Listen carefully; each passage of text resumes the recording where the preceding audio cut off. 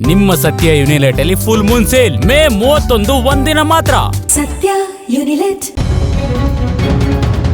June ತಿಂಗಳು ಮುಗಿಯೋದಕ್ಕೆ ಇನ್ನು ಒಂದೇ ದಿನ ಬಾಕಿ ಇದೆ.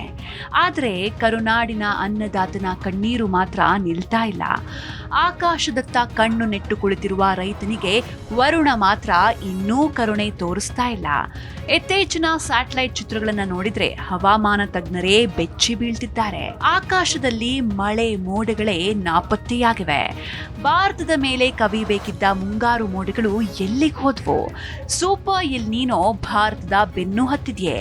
ಕೋಡಿ ಶ್ರೀಗಳು ಅಂದು ನುಡಿದಿದ್ದ ಭವಿಷ್ಯ ಇವತ್ತು ಅಕ್ಷರಶಃ ನಿಜವಾಗ್ತಾ ಇದೆಯೇ? ಈ ಬಗ್ಗೆ ಡೀಟೇಲ್ಸ್ ನಾನ್ ಕೊಡ್ತಾ ಹೋಗ್ತೀನಿ.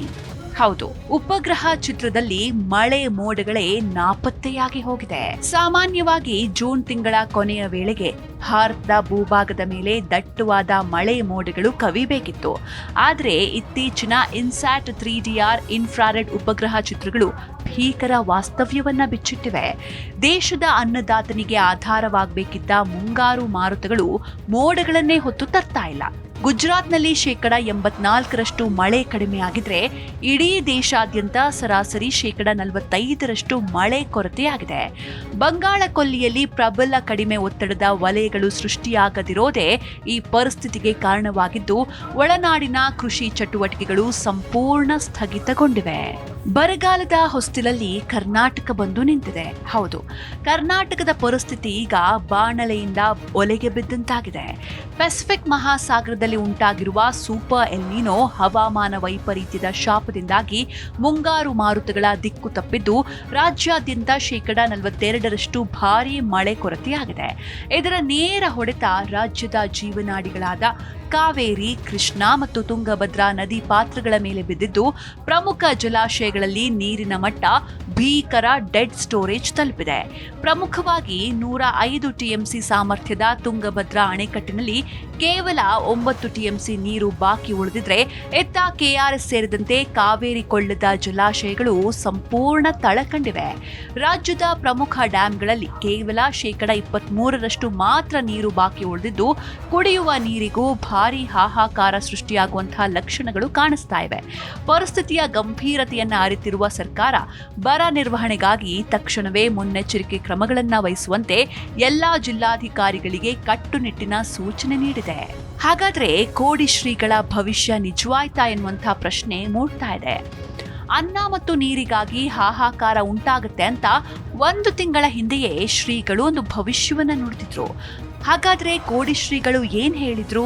ಅನ್ನ ಮತ್ತು ನೀರಿಗಾಗಿ ಹಾಹಾಕಾರ ಉಂಟಾಗ್ಲಿದೆ ಅಂತ 1 ತಿಂಗಳ ಹಿಂದೆಯೇ ಶ್ರೀಗಳು ಹೇಳಿದ್ರು.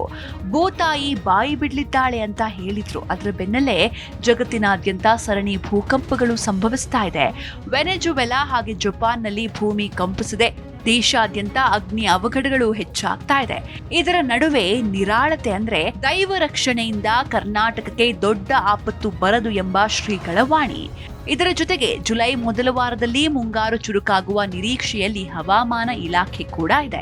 ಹೌದು, ಒಂದ್ ಕಡೆ ಆಧುನಿಕ ವಿಜ್ಞಾನ ಮಳೆ ಕೊರತೆಯ ಬಗ್ಗೆ ಮಾತನಾಡ್ತಾ ಇದ್ರೆ, ಮತ್ತೊಂದ್ ಕಡೆ ಮಳೆ ಬೆಳೆ ಕಡಿಮೆಯಾಗಿ ಅನ್ನ ಮತ್ತು ನೀರಿಗಾಗಿ ಹಾಹಾಕಾರ ಉಂಟಾಗುತ್ತೆ ಅಂತ ಕೋಡಿ ಮಠದ ಶ್ರೀಗಳು 1 ತಿಂಗಳ ಹಿಂದೆಯೇ ನೀಡಿದ್ದ ಮುನ್ಸೂಚನೆ ಈಗ ಅಕ್ಷರಶಃ ನಿಜವಾಗ್ತಾ ಇದೆ.